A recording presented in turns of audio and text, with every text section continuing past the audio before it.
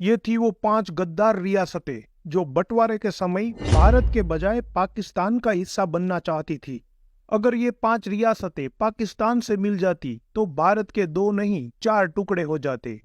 लेकिन सिर्फ एक इंसान की वजह से ये पांचों रियासतें पाकिस्तान से जुड़ नहीं पाई।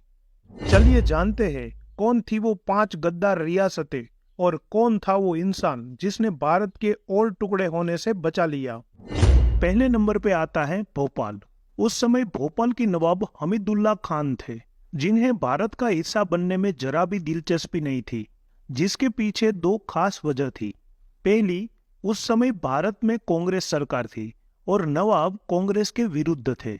और दूसरी वजह ये थी कि मुस्लिम लीग के लीडर मोहम्मद अली जिन्ना ने नवाब को पाकिस्तान में सेक्रेटरी जनरल पद देने की लालच दी थी।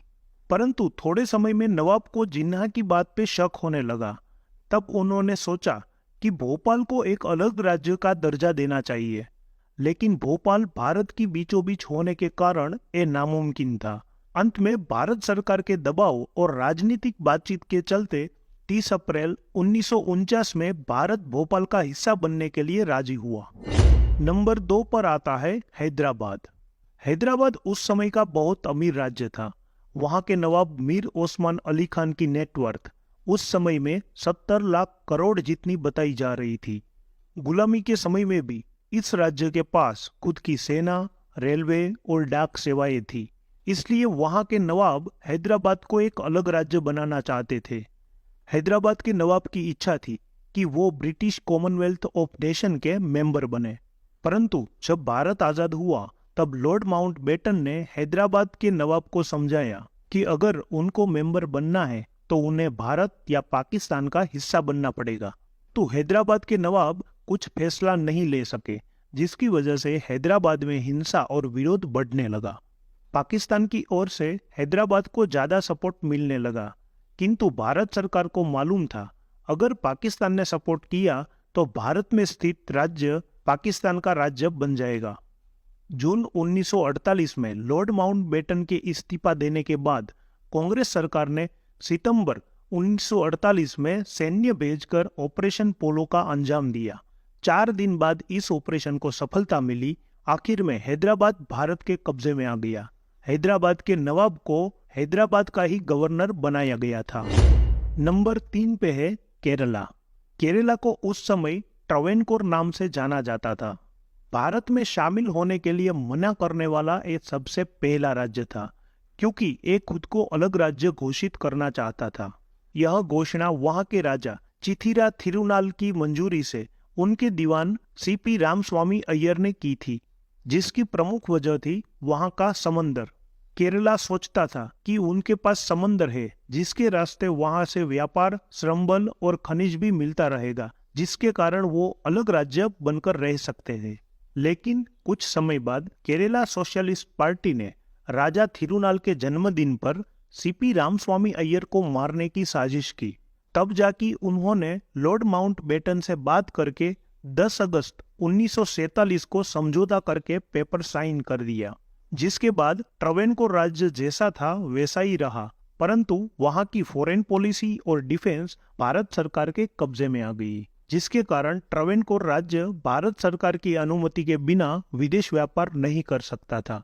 1949 के पूर्णतः ट्रावेनकोर को भारत का हिस्सा बनाया गया। 1956 में कोचीन और ट्रावेनकोर की बाउंड्री तोड़ के एक अलग राज्य बनाया गया, जिसको केरला नाम दिया गया। नंबर 4 पर है कश्मीर। विभाजन के समय पे ये राज्य भी ऐसा था जिसको न तो भारत का हिस्सा बनना था न तो पाकिस्तान का।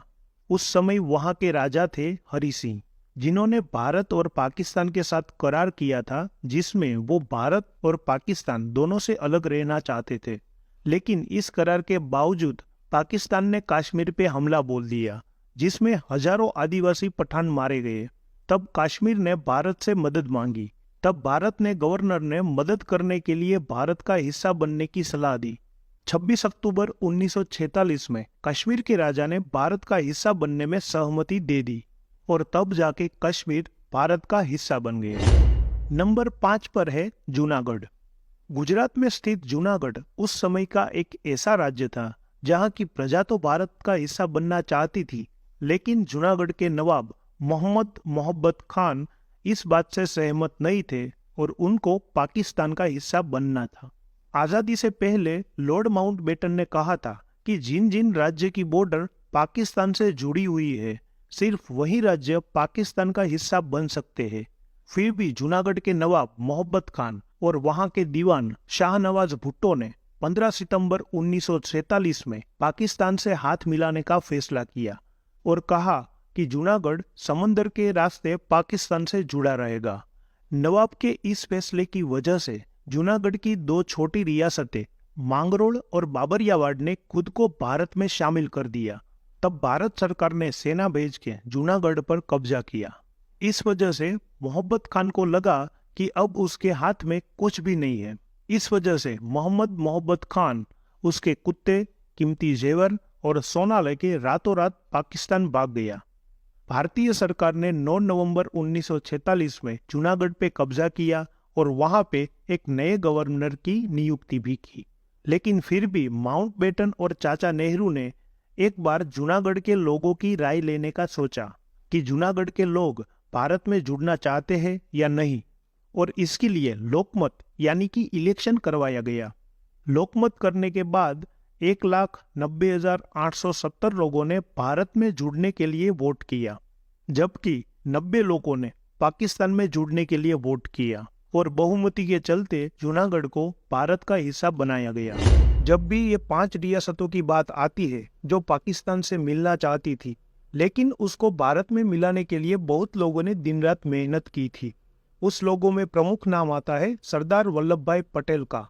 सरदार पटेल ने अपनी सूझबूझ और साम दाम दंड भेद की नीति से इन 5 रियासतों को पाकिस्तान जाने से या भारत से अलग रहने से रोका था।